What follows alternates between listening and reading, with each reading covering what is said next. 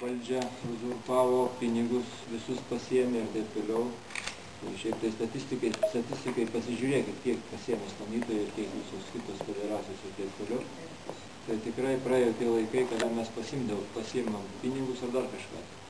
Viskas yra paskirstomi pinigai, tie vargani pagal rezultatus.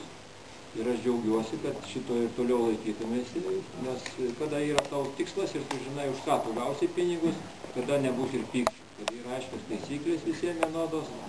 Ir kada buvo taisyklės šitos įvestos, mes šitą linkme ir dirbo federacija tam, kad tų pinigų kažkiek tai gauti. Reikia daugiau treniruotis, daugiau skraidyti. Ir ypač mes didelį dėmesį skiriam jaunimui, kadangi mes išeisim, mes jau esam ne tas amžius, kurį dar paskraidysim kažkiek tai kokį 20 metų, bet ateis pas mus šiaip ar taip, išskyrus turbūt modeliuotojus, jaunimų pasigirti nelabai kas gali, o mes turim pasaulio vicečempioną, taip kad mes mūsų linkme dirbam labai, skaitau, teisingai. Jau šiais metais jaunuolis turėjo būti vicečempionas kaip minimum, tačiau sėdi iš čia dabar, bet vienam pratime nepasisekė, bet rezultatai ir pratimuose rodo, kad tikrai jis yra aukšto lygio, taip kad mes turim puikaus jaunimų. O situacija susidėsti, vadinkim, Aeroklube visą šitą, aš manau, kad ir Vitas neišlaikė, dėl to jis išėjo, kad vis dėlto šiaip ar taip, tokie akibrokštai yra metami ir kaip ir man, aš jau ir iš kartais noriu pakilti ir išeiti, bet mes turim dirbti vieną darbą. Mes turim mesti į šoną, kiekvieną federaciją mes rūpinėme savo sportą. Tai yra natūralu, tiek akrobatai, tiek modeliuotojai, tiek parasparniai, tiek visi kiti. Mes tame esame išrinkti, mes dirbam savo darbą, siekiam rezultatų ir taip toliau. Ką turėtų veikti Aeroklubas šiai dienai, kada federacijos užsiima sportiniu darbu? Federacijos užsiima sportiniu darbu. Aeroklubui šitoj vietoj veiklos nėra. Jūs dubliuosit, tokiu atveju Aeroklubas dubliuos federacijų darbą. Aeroklubas turi žymiai plačiau žiūrėti, kaip ir būsimas prezidentas ir sakė, tai yra, reikia ieškoti, nes mes dabar gyvenam kaip ir sklandytojai, kaip ir akrobatai, ir visi kiti, ir parašiutistai, mes neturim naujos technikos. O jinai tuoj pat, mes gyvenam kažkada tai komunizme sovietmečiu. Mums pirko sklandytuvus, pirko lėktuvus, mums nereikėjo galvoti, iš kur tą gauti. Šiai dienai šito tikrai nėra ir nebus. Ir kad vyriausybė atsigręžtų į mūsų veidų, kaip sako, tai norėjo netgi turtą visą, kurį mes esam savo rankomis praktiškai daugumas klubų padarė ir angarus pasistatė ir taip toliau, norėjo atiduoti privatizavimui. Tai buvo tokie absurdai, kurie ir šiai dienai turbūt Aeroklubo irgi turi būti. Mes dabar, ponas akrobatai sakė, kad galbūt nereikia šitų Aeroklubų visų, reikia tik tai federacijų, kaip yra sporto federacija. Čia tokia atveju yra ne Aeroklubas, tai yra aviacijos sportų sąjunga, aš pavadinčiau, ne Aeroklubas. Mes, kada atstatinėjom Aeroklubą, šiaip ar taip mes įsivaizdavom, kad tai yra Aeroklubas. Jis turi apimti visus. Mes teisingai nagrinėdami sakėm, kad yra baimė ir taip toliau, jeigu mes priimsim fizinius asmenys ir taip toliau, tai yra atitinkamos baimės ir taip toliau. Bet kada visi klubai, visi kiti, tai reikia kitą organizaciją kurti, šalia kitą Aeroklubą, kuris tikrai imtų šitos senovinės mūsų Aeroklubo tradicijas tęstų nepriklausomos Lietuvos ir taip toliau. Ir aš manau, kad galbūt ateina ir nauji licenzijavimo klausimai, ir oro erdvės ir taip toliau, tai jau yra labai didelė ir platus baras Aeroklubų, yra kur nuveikti. O su sportu mes bandysim, pinigų gaunam mažai, bet mes surandam rėmėjus ir taip toliau, mes vis tiek tai važiuojame varžybas ir taip toliau, kaip ir kitos sporto šakos. Taigi aš palaikau Jono Mažinto kandidatūrą ir manau, kad viskas susitvarkys.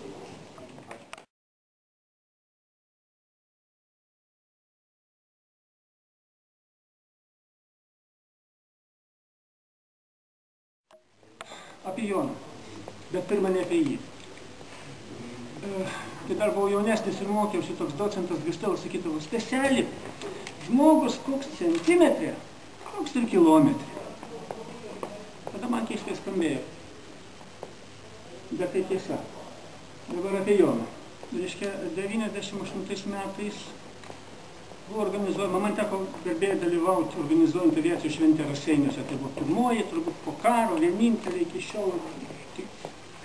Manau, kad daugelis iš čia esančių prisimenat, kokia buvo vykusi šauni šventė. Čia miniatiūra, čia tas centimetras. Tikėkim, kad bus ir kilometrai.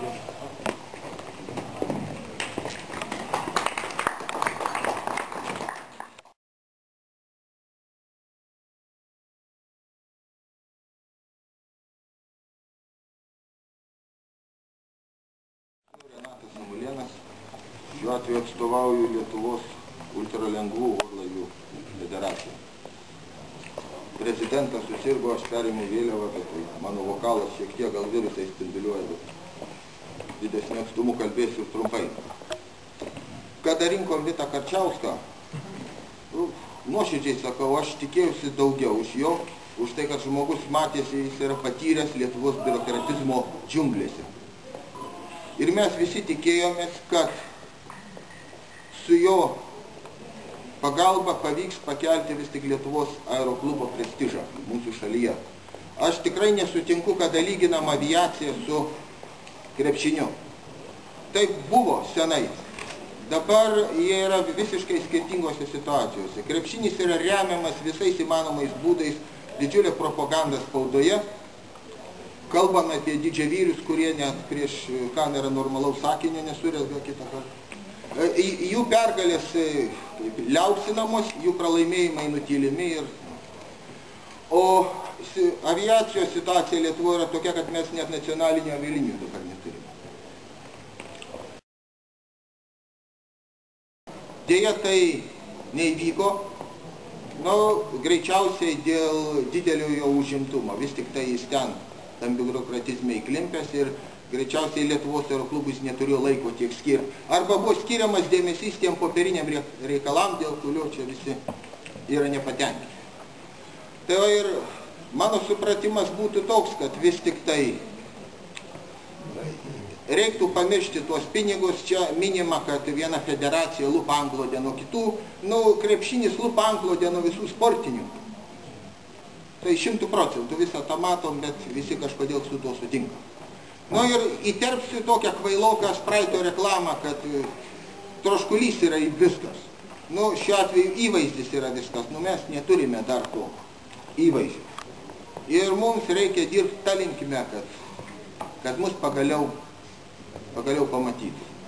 Ir aš norėčiau tokio prezidento, kuris nesiblusinėtų, kiek ten kam pinigų duotų, o jisai pasirūpintų, kad Lietuvoje vis tik būtų galiausiai nekontroliuojama oro erdvė, kurios mes vos nepraradom. Už viską reikėjo kariškiams pranešinėti, taip. Ir transponderiai tie visi. Tai va, kad būtų Lietuvos aeroklubas suprantamas kaip organizacija, kuria Lietuva gali didžiuotis. O dabar mūsų pasiekimai aviatorių parašomi, vos ne užuojautos dydžio žinutėmis, o didžiulis straipsnis atpliekiamas, kaip krepšininkai važinėjasi kažkokiam pramogų parke. Arba didžiulis interviu apie apsilankymą vieno krepšininko su jo žmona iš Izraelio, kur dabar jau skandalingai išsiskyrė. Tai mes tikrai neturime įvaizdžio. Ir aeroklubo, aš įsivaizduoju, pagrindinis tikslas būtų būtent formuoti tą mūsų įvaizdį, kad jis turėtų